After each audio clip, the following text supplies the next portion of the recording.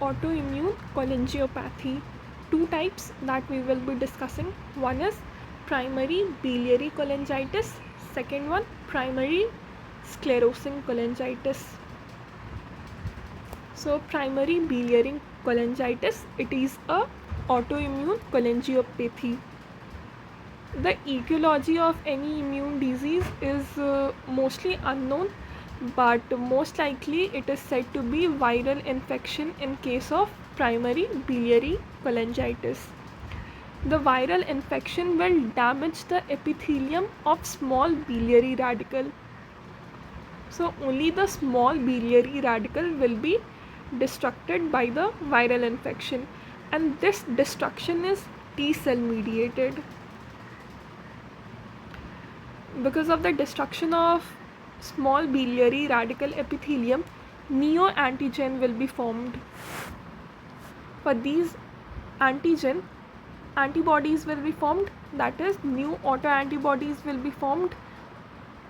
This new autoantibodies will attack the PDC-E2 complex.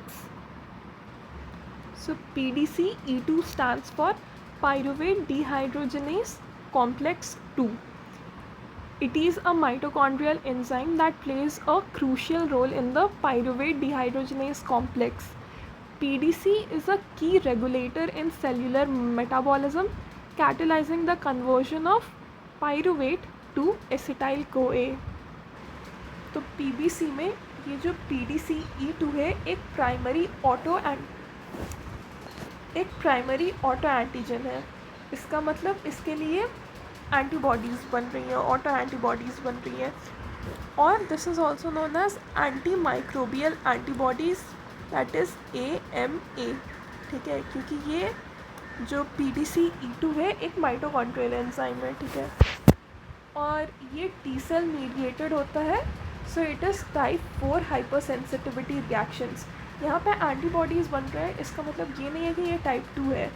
Majorly जो destruction होता है epithelium का, that is T cell mediated. That is why this is type 4 hyper sensitivity reaction. Type 4 में क्या होता है, T cells activate होते हैं या कोई अदर इम्यून सेल्स एक्टिवेट होगा और वो डैमेज करवाता है, इन्फ्लेमेशन करवाता है टिश्यू का. यहाँ पे किसका डैमेज हो रहा है, स्मॉल बिलियरी रेडिकल के एपिथेलियम का. ठीक है, और टाइप 4 को हम डिलेड टाइप या सेल मीडिएटेड हाइपर सेंसिटिविटी भी बोलते हैं. ठीक है, तो बिकॉज ये टी सेल मीडिएटेड है, टाइप 4 हाइपर सेंसिटिविटी रिएक्शंस देखने को मिलता है. What are the clinical features. तो ऑटो इम्यून डिजीज़ है तो मेजॉरिटी में वुमेन में होंगे. ठीक है, तो 90% of TBC occurs in women, specially in the age group 40 to 50 years. ठीक है, ऑटो इम्यून डिजीज़ है तो मेनली वुमेन में होगा, 90% वुमेन में होता है. और एज ग्रुप जो होगा that is 40 to 50 year old. Auto immune है, may be associated with Sjogren's, SLE and Hashimoto. ठीक है, तो अगर कोई इंसान है which is suffering from Hashimoto और उसका हिस्ट्री है ऑब्स्ट्रक्टिव जॉन्डिस का, then we can diagnose that he is suffering from PBC. ठीक है, और क्योंकि स्मॉल बिलियरी रेडिकल का डैमेज हो रहा है तो बाइल डक्ट का ऑब्स्ट्रक्शन होगा. जो स्मॉल बाइल डक्ट्स है स्पेशली उनका ऑब्स्ट्रक्शन होगा. So that will result in obstructive jaundice. ठीक है, और ये जो प्लूराइटिस है ये कॉमन सिम्टम है प्राइमरी बिलियरी कोलेंजाइटिस का. प्लूराइटिस का मतलब होता है इचिंग. ठीक है, और ये इचिंग बाइल एसिड एक्यूमुलेशन के कारण हो सकता है. ठीक है, तो ऑब्स्ट्रक्टिव जॉन्डिस है और एक सिम्टम है इसका प्लूराइटिस. सेरोलॉजी डायग्नोज करने के लिए we will go for serology. तो 95% cases are AMA positive, that is anti mitochondrial enzyme positive.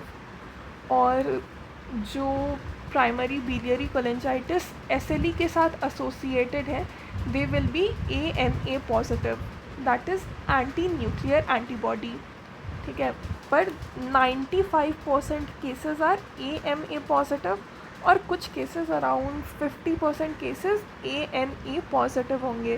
ठीक है, ये ANA positive will be associated with systemic lupus erythematosus. Microscopy में क्या क्या दिखेगा, तो बिकॉज़ ये टी सेल मीडिएटेड है, हाइपर सेंसिटिविटी रिएक्शन है, ऑटो इम्यून है, तो लिम्फोप्लाज्मासाइटिक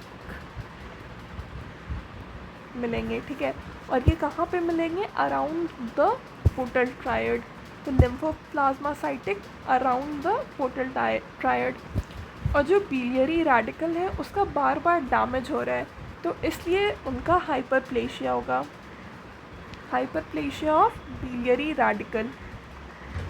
क्या है, और कैरेक्टरिस्टिक फीचर क्या है, फ्लोरिड डक्टल लीशंस।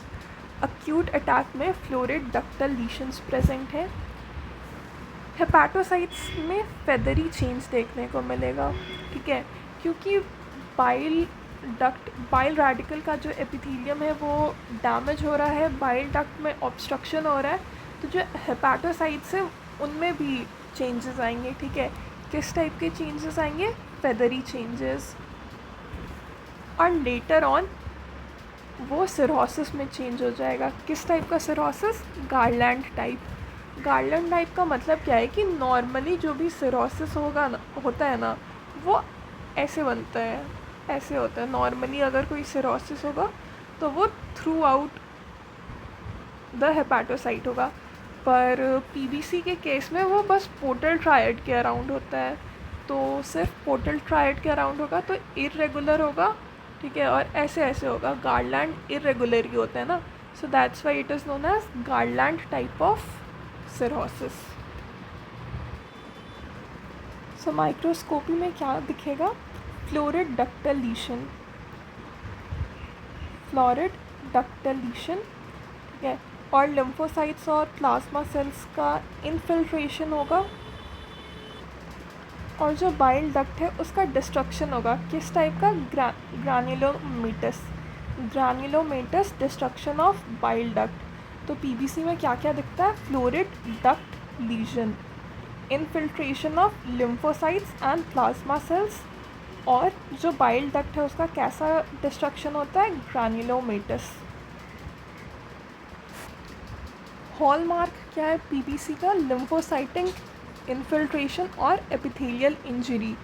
ठीक है, टी सेल मीडिएटेड है, एपिथेलियल इंजरी होगा और लिम्फोसाइटिक इन्फिल्ट्रेशंस होगा। कौन से बाइल डक्ट्स इन्वॉल्व्ड होते हैं, small interlobular bile ducts are involved.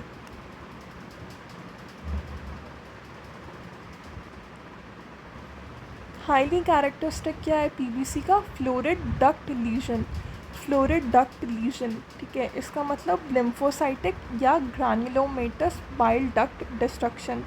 Bile duct का destruction will be lymphocytic and और ग्रान्युलोमेटस। ठीक है, lymphoplasmacytic inflammation around the portal triad, फिर बाइल डक्ट में ग्रान्युलोमेटस रिएक्शन होगा। फिर क्योंकि जो स्मॉल बाइल डक्ट्स है उनका लॉस हो रहा है, इसलिए डक्टोपीनिया होता है। ये डिजीज़ जैसे जैसे प्रोग्रेस करेगा, जो स्मॉल इंट्राहेपेटिक बाइल डक्ट्स है they will be lost, this is known as ductopenia. Bile accumulate होता है पेरीपोर्टल या पेरीसेप्टल रीजन में, सेंट्रीजोनल एक्यूमुलेशन नहीं होता है बाइल का एक्यूमुलेशन होता है पेरीपोर्टल या पेरीसेप्टल रीजन में। जो पेरीपोर्टल हेपाटोसाइट्स है उनका स्वेलिंग होगा, स्वेलिंग के कारण साइटोप्लाज्म क्लियर होगा विथ ग्रैंडुलर स्ट्रैंड्स। पेरीपोर्टल हेपाटोसाइट्स का स्वेलिंग के कारण साइटोप्लाज्म क्लियर होगा। ठीक है, और ग्रैंडुलर स्ट्रैंड्स दिखेंगे, this is known as feathery degeneration and this में develop into Mallory hyaline. End stage में ये सिरोसिस में कल्मिनेट होगा और this is garland shaped cirrhosis. ठीक है, नॉर्मली हेपेटिक डिजीज़ में राउंड नोड्यूल्स दिखते हैं। ठीक है, पर यहाँ पे nodules will be elongated, that is garland shaped. Nodular regenerative hyperplasia के कारण कुछ पेशेंट्स में पोर्टल हाइपरटेंशन भी हो सकता है। नॉड्यूलर रीजनरेटिव हाइपरप्लेशिया के कारण कुछ पेशेंट्स में पोर्टल टेंशन भी हो सकता है। ठीक है, so this shows the fluoride ductal लीशन।